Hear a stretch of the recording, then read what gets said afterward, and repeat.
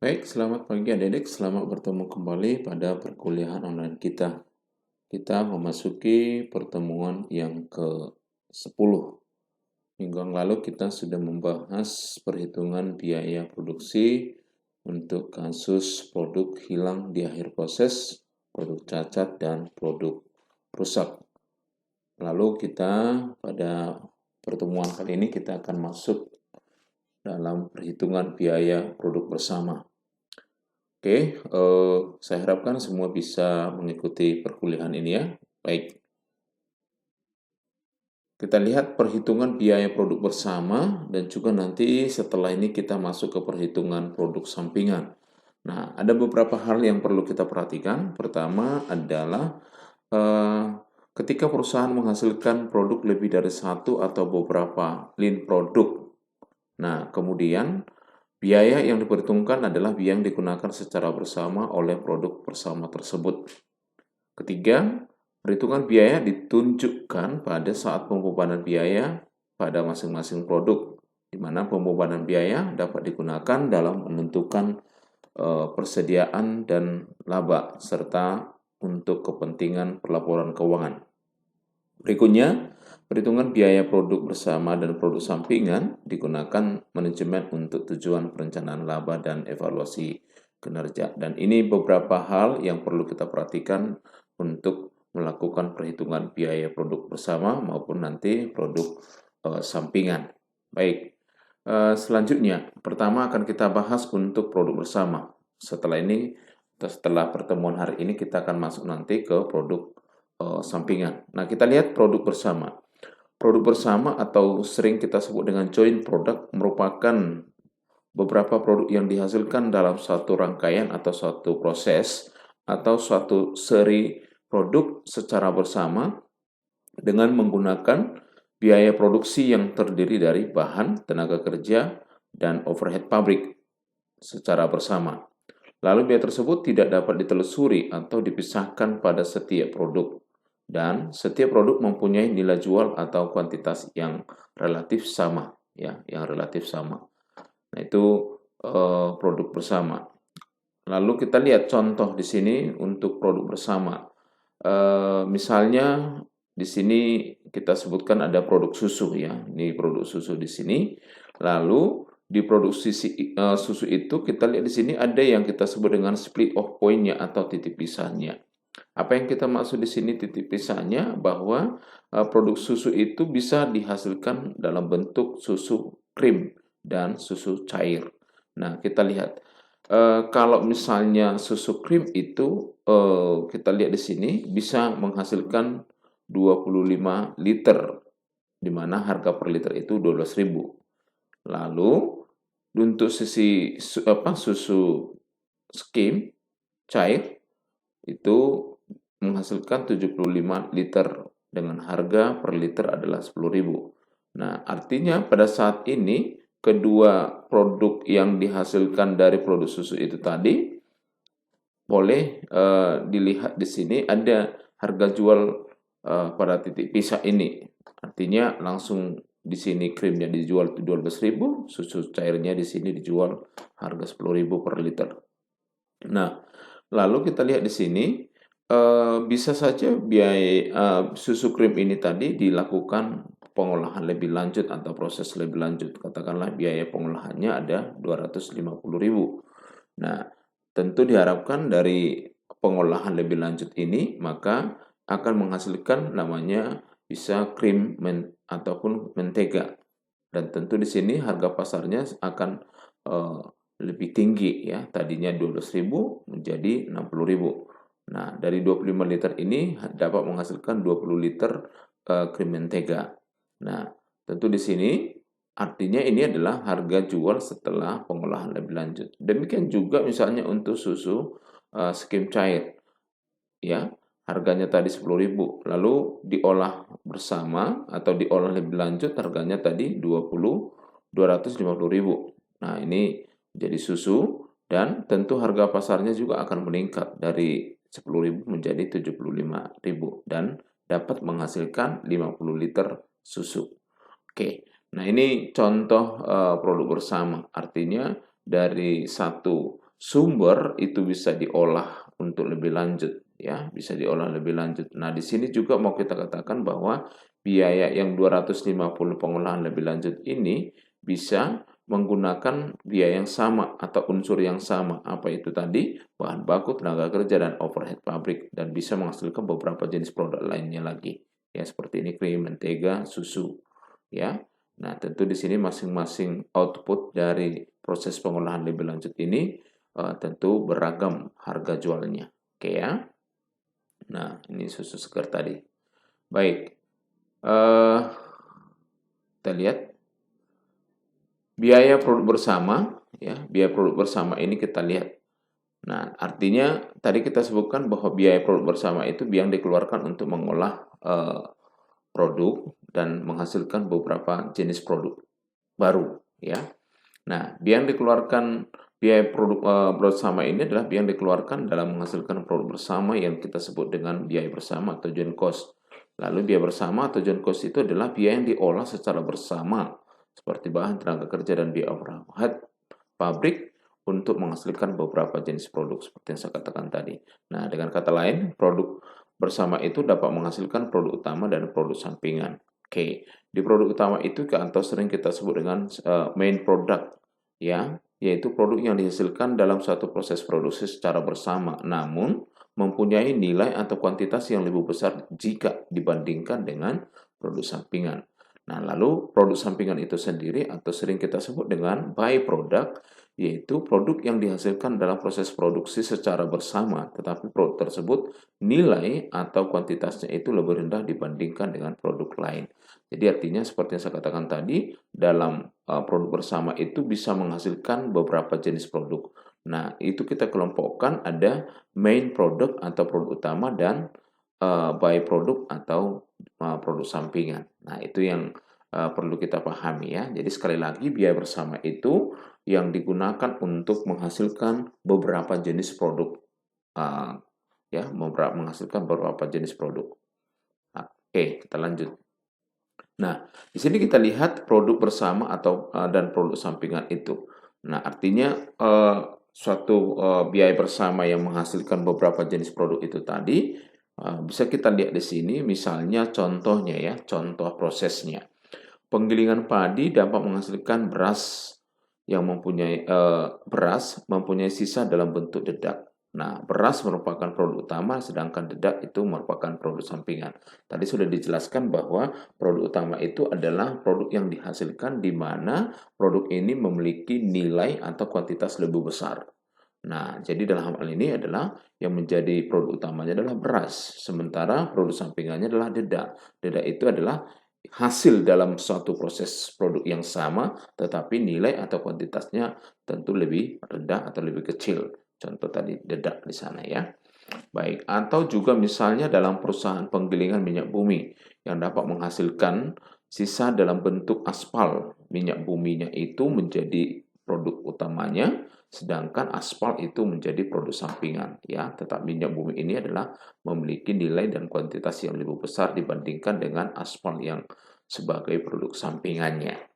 Lalu di contoh lain adalah kilang kayu misalnya atau pabrik kayu yang menghasilkan beberapa jenis produk bisa dalam bentuk papan, kayu gelondongan, dan balok. Nah, misalnya katakanlah yang digunakan itu adalah 500.000, misalnya ini dalam ribuan atau 500 juta misalnya.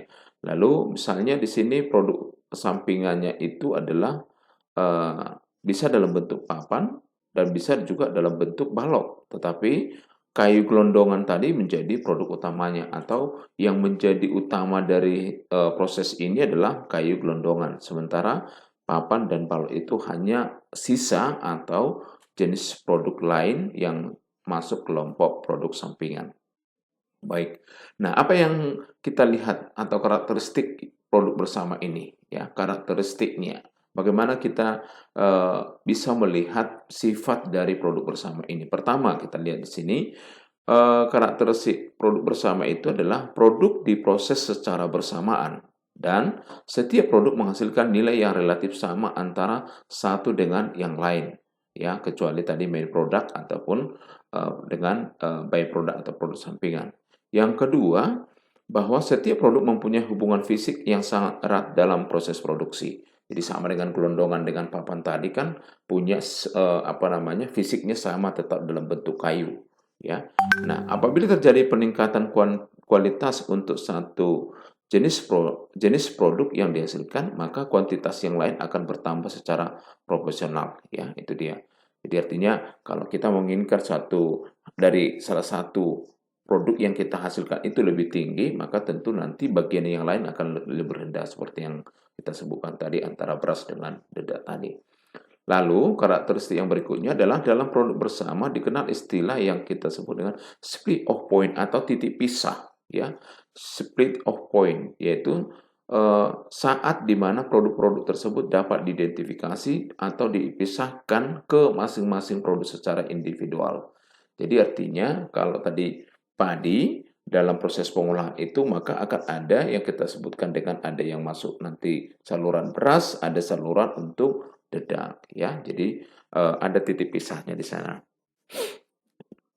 Berikutnya yang keempat adalah setelah split on point atau titik pisah tersebut maka dapat dijual pada titik pisah tersebut. Artinya secara langsung. Jadi artinya pada saat misalnya kita contohkan antara beras dan dedak itu tadi, bisa saja setelah keluar produk ini atau setelah dihasilkan produk beras dan dedak tadi dari pengolahan padi, maka boleh saja beras ini langsung dijual dan kemudian juga dedak.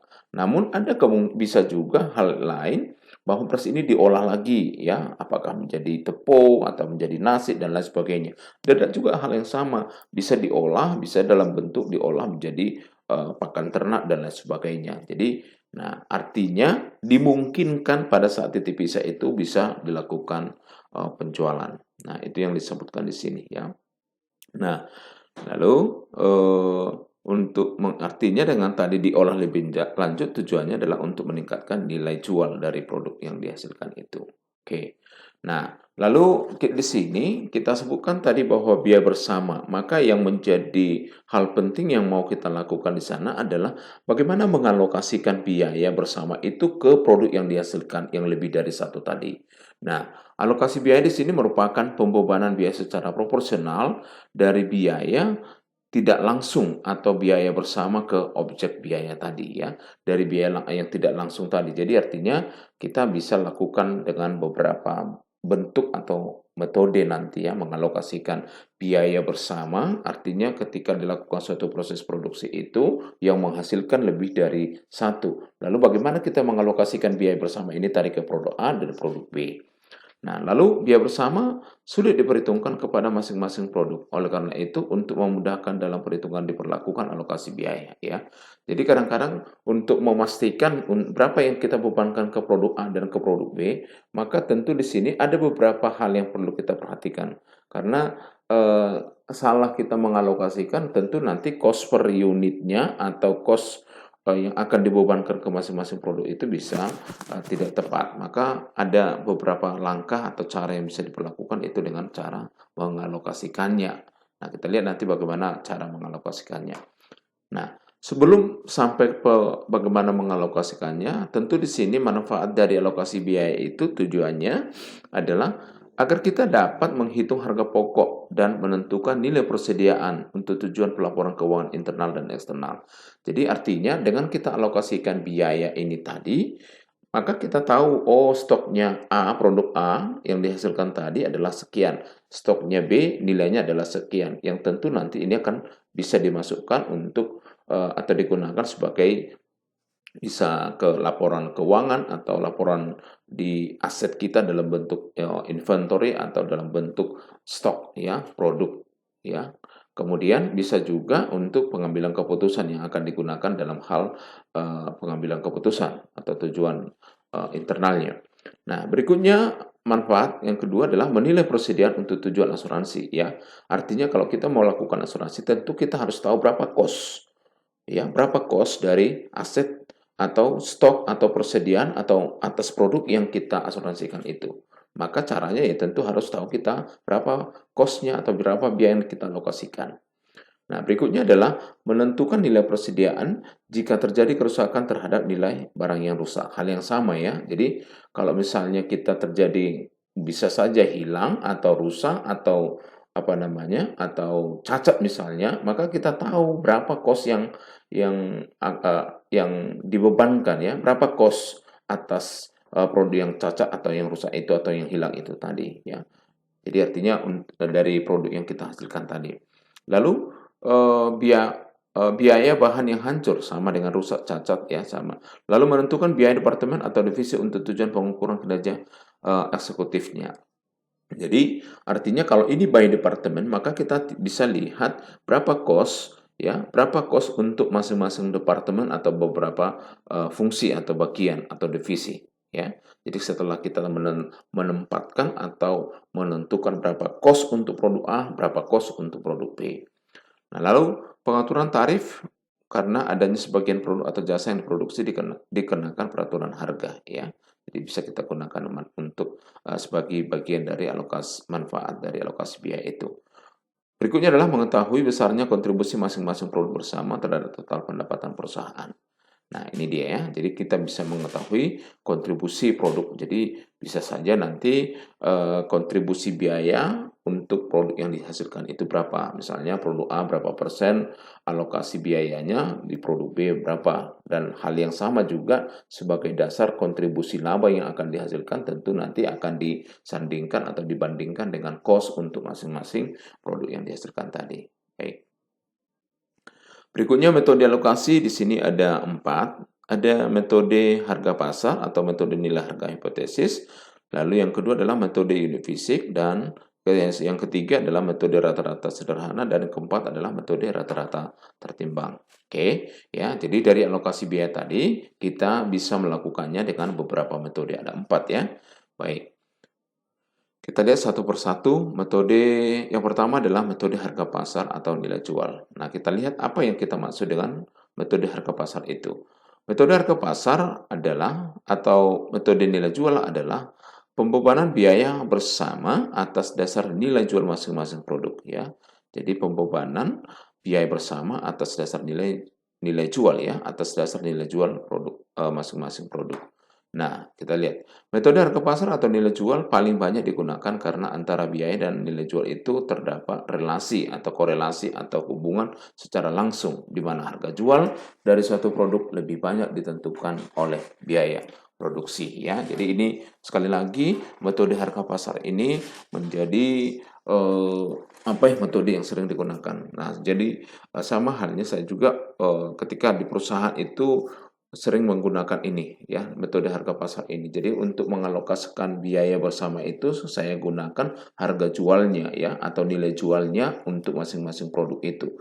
Lalu kita untuk melihat alokasinya nanti berapa penjualan A, berapa penjualan B dibagi dengan penjualan bersama ya. Nilai dari penjualan bersama baru kalikan dengan biaya bersama. Nah, itu yang sering kita gunakan. Nah, tadi sudah dijelaskan bahwa kenapa ini sering digunakan karena korelasi antara nilai penjualan dan cost-nya itu akan lebih dekat. Dan boleh kita sebutkan nilai jual itu mendominasi cost nilai jual itu didominasi dari cost-nya tentunya ya. Maka kita lihat di sini. Biasanya biaya bersama itu lebih relatif terhadap biaya produk lainnya apabila boron fisik dan keluaran dapat diubah lebih besar atau lebih kecil. Nah, dengan adanya perubahan tersebut akan menghasilkan total nilai pasar lebih besar atau lebih kecil. Nah, ini metode pasar atau nilai jual. Kemudian, metode pasar atau nilai jual itu ada 2. Harga di mana harga jual diketahui pada saat titik pisah, seperti yang saya katakan tadi. Setelah dilakukan proses produksi, lalu terpisah antara produk A dan produk B. Maka pada saat ini sudah dapat ditentukan berapa harga jual produk A, berapa harga jual produk B. Lalu, metode yang kedua adalah harga jual tidak diketahui pada saat titik pisah. Kita tidak tahu, ya, kita tidak tahu. Nah, bagaimana nanti perhitungannya kita lihat ya berikutnya. Baik. Nah, pertama harga jual diketahui pada saat titik pisah dari apa tadi ya, dari yang ini tadi, metode harga pasar atau nilai jual tadi. Pertama, harga jual diketahui pada saat titik pisah atau split off point. Nah, apabila harga jual diketahui pada saat titik pisah, maka biaya bersama dibebankan kepada produk. Ya, biaya bersama itu akan dibebankan ke produk. Nah, bagaimana cara pembebanannya? Ini rumusnya. Pembebanannya adalah bahwa jumlah nilai jual masing-masing produk dibagi dengan jumlah nilai jual keseluruhan produk. Kalikan dengan berapa biaya bersama seperti yang saya katakan tadi ya. Nilai jual produk A ya, untuk menghitung berapa pembebanannya untuk masing-masing. Kalau misalnya ada dua produknya A dan B, maka untuk pembebanan A adalah nilai jual produk A dibagi dengan nilai jual produk A tambah produk B kali biaya bersama. Nah, demikian juga untuk pembebanan yang B, nilai jual produk B dibagi dengan total nilai jual produk A tambah dengan nilai jual produk B kali dengan biaya bersama. Nah, itu. Oke, untuk lebih jelasnya kita lihat contoh di sini. PT Melati memproduksi 4 jenis produk yaitu produk A, B, C, dan D secara bersama. Biaya bersama yang dikeluarkan adalah 250 juta. Lalu data yang terkait dengan keempat produk tersebut kita lihat di sini ya. Nah, ya, dapat kita lihat ya. Maka untuk menentukan berapa alokasi biaya untuk produk masing-masing adalah untuk masing-masing produk adalah kita lihat di sini.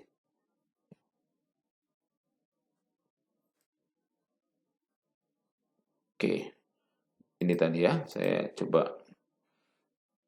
Oke. Nah, ini yang tadi ya. Jadi artinya produk A kita lihat di sini. Yang kita masukkan di situ yang terkait dengan keempat produk itu adalah produk A unit yang diproduksi adalah 25.000, B 50.000, C 13.000, D 16.250. Lalu harga pasar per unit pada saat titik pisah ya. 5.980 untuk A, 7.800 untuk B, 3.500 untuk C, dan 4.000 untuk yang D. Maka diminta adalah untuk menghitung alokasi biaya bersama yang 250 juta ini. Maka penyelesaiannya kita lihat. Tadi biaya bersama adalah 250 juta. Lalu yang dihasilkan adalah produk A, B, C, dan D. Nah, ini titik pisahnya. Ketika sudah diolah, maka keluar produk A, B, C, dan D. Maka berapa nilai dari masing-masing produknya?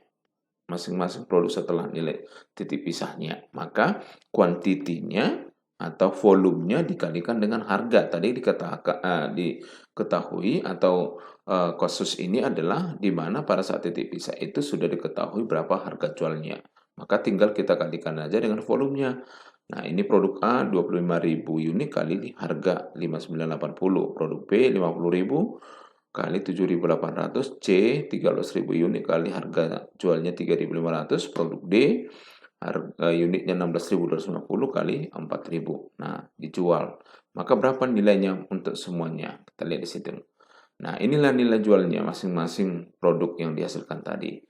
A 149.500, B 390 juta, C 45.500.000, D 65.000, totalnya 650 juta ya. Setelah kita kalikan antara volume dan harga. Maka alokasi biaya bersamanya adalah ingat yang rumus tadi atau pembukuan tadi, berarti nilai jual ya, berarti penjualan dikali dengan harga jual dikali dengan kuantitinya. Nilai jual produk tersebut atau produk A dalam hal ini dibagi totalnya ini, dibagi total 650 juta, kalikan dengan berapa biaya bersama ya, dikalikan dengan berapa biaya bersama. Maka alokasi biaya bersama untuk produk A adalah 57.500.000. Produk B 390 juta tadi biayanya dibagi totalnya ini kalikan dengan biaya bersama 250 juta. Maka yang dialokasikan biaya bersama ke produk B adalah 150 juta. Untuk C 45.500 ini dia dibagi dengan totalnya keseluruhan kalikan dengan biaya bersamanya, maka yang dialokasikan ke produk C adalah 17.500. Untuk produk D juga begitu, 65 juta dibagi 650 juta ini ya. 65 juta dibagi 650 juta kalikan dengan biaya bersama 250 juta, maka yang dialokasikan untuk produk D adalah 25 juta. Maka totalnya harus sama dengan jumlah biaya bersama itu yaitu 50 juta. Oke. Nah, itu yang pertama dari harga pasar, di mana tadi pada titik pisah sudah diketahui berapa nilai atau harga jualnya. Baik. Nah, yang kedua, bagaimana pada saat untuk harga jual tadi, metode harga jual tadi, jika harga jual tidak diketahui pada saat titik pisah. Maka di sini kita lihat, apabila suatu produk tidak bisa dijual pada saat titik pisah, maka harga tidak dapat diketahui pada saat titik pisah. Ya, produk tersebut memerlukan proses tambahan sehingga harga jual dapat diketahui sebelum dijual. Dasar yang dapat digunakan dalam mengalokasikan biaya bersama itu adalah harga pasar hipotesis. Nah, ini dia. Sekali lagi, jika pada saat titik pisah atau split off point-nya tidak dapat diketahui berapa harga jualnya, maka tentu di sana akan ada proses pengolahan lebih lanjut agar kita dapat menentukan nanti berapa harga jualnya. Oke, maka dasar yang dapat digunakan untuk mengalokasikan biaya itu kita pakai nanti harga pasar hipotesis. Nah, apa yang kita maksud dengan harga pasar hipotesis? Nah, yaitu nilai jual suatu produk setelah diproses lebih lanjut dikurangi dengan biaya yang dikeluarkan untuk proses lebih lanjut tadi, ya. Nah, oke, kita lihat. Nah, pertama kita akan lihat dulu pembebanannya ya. Jadi nanti pembebanan biaya bersama itu ke masing-masing produk yang dihasilkan tadi. Maka rumusnya adalah jumlah nilai jual hipotesis masing-masing produk setiap titik pisah ya. Setelah titik pisah dibagi dengan jumlah nilai jual hipotesis seluruh produk setelah titik pisah kali dengan biaya bersama. Nah, ini dia ya, biaya bersamanya ada proses lebih lanjut ya untuk produk A, B, dan C ya. Ini adalah harga jual tidak diketahui, maka lalu ada proses pengolahan lebih lanjut. Ini juga begitu, ini juga begitu. Nah, bisa saja kita sebutkan misalnya ini jadi A aksen, B aksen, C aksen ya. Setelah berubah bentuk dari A menjadi A aksen, B menjadi B aksen, C menjadi C aksen ya. Maka bagaimana untuk menghitung pengalokasian biaya dengan menggunakan harga pasar hipotesis? Nah, langsung kita buat contohnya. Pertama, Orindo memproduksi 3 produk secara bersama, yaitu X, Y, Z. Ya. Di biaya bersama yang dikeluarkan untuk menghasilkan ketiga produk tersebut adalah 40 juta. Data lain yang berkaitan dengan produk bersama itu adalah ini dia, produk X, produk Y, dan produk Z. Itu masing-masing X-nya 55.000, Y itu 6.000, dan Z 4.000. Lalu harga jual setelah titik pisah. Itu ya, harga jual setelah titik pisah. Dengan kata lain tadi, harga jualnya itu adalah harga yang setelah diolah lebih lanjut ya. Ini tadi biaya setelah diolah lebih lanjut, bukan pada saat titik pisah, tapi setelah atau setelah diolah dulu. Ini harganya. Lalu biaya untuk mengolahnya tadi dari tadi katakanlah X menjadi X1, Y menjadi Y1, Z menjadi Z1. Maka biaya yang dikeluarkan untuk masing-masing X-nya itu 2.628, Y-nya 3.126.000, 3.126.000, Z-nya itu 1.346.000. Maka kita lihat di sini alokasi biaya masing-masing produk, lalu berapa biaya produk masing-masing produk. Oke, pertama yang akan kita hitung adalah alokasinya. Nah, berapa biaya bersama? Nah, penyelesaiannya ya. Biaya bersama 40 juta. Lalu pengolahan lebih lanjut proses ya. Lalu di sini setelah titik pisah. Nah, harga jualnya tadi berarti 5.000 kali dengan harga jual kurangi dengan biaya pengolahannya. Ini biaya pengolahan lebih lanjut. IY-nya juga begitu, Y-nya juga begitu, 6.000 kali 2.000 per unit kali kurangkan dengan biaya pengolahan di produk Y. Z juga ya, ini Z ini ya. Ya, saya ganti dulu ya, ini Z. Ya. Oke. Nah, jadi produk Z-nya juga begitu, 4.000 dikali harga jualnya setelah diolah lebih lanjut tadi kurangkan dengan biaya pengolahan lebih lanjutnya. Maka kita lihat di sini total penjualan masing-masing ini dia. Jadi untuk mendapatkan angkanya ini nanti 5.000 kali 1.500 ini dia 7.500.000, yang Y-nya itu 12 juta, kemudian Z-nya itu 5 juta, totalnya 24.500.000. Maka bagaimana harga jual hipotesisnya itu atau mengalokasikan biaya berdasarkan harga jual hipotesisnya adalah 7.500.000 yang X ya, 7.500.000 kurangkan biaya pengolahan lebih lanjutnya tadi, biaya yang dikeluarkan untuk itu. Maka harga hipotesisnya adalah 4.872.000. Y 12 juta itu nilai penjualannya kurangi biaya pengolahannya, maka biaya atau harga hipotesisnya adalah 8.874 atau 8.874.000. Z-nya adalah 5 juta dikurangi dengan ya 5 juta tadi kita ambil dari sini, ini biaya pengolahan, maka harga hipotesisnya adalah 3.654.000, totalnya 17.400.000. Nah, ini pertama kita hitung ya. Pertama untuk menghitung biaya harga hipotesisnya. Lalu sekarang mengalokasikannya. Mengalokasikannya berarti kita lihat dari sini, arti 4872 dibagi dengan totalnya ini, ya. Nilai atau harga hipotesis masing-masing produk dibagi dengan total harga hipotesisnya, kalikan dengan joint cost biaya bersamanya. Berapa biaya bersamanya? Nah, biaya bersamanya tadi 40 juta, maka 4872 dibagi dengan 17.400 kali 40 juta, maka alokasi biaya untuk produk A, X adalah 11.200 juta. Untuk Y adalah 20.400. Untuk Z adalah 8.400. Sama caranya ya. Jadi nilai masing-masing harga hipotesis masing-masing produk dibagi dengan total harga hipotesisnya kalikan dengan biaya bersamanya. Maka ini dia.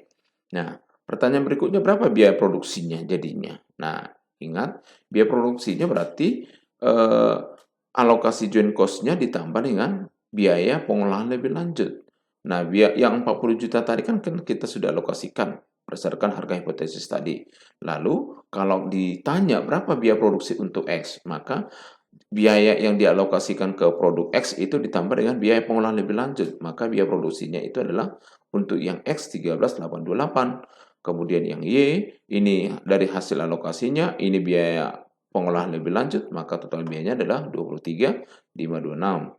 Kemudian Z, ya, ini biaya yang dialokasikan, ini biaya pengolahan lebih lanjutnya, maka total biaya produksinya untuk Z adalah 9.746. Ya, itu dia. Oke, ini dulu ya. Nanti saya lanjut lagi. Terima kasih.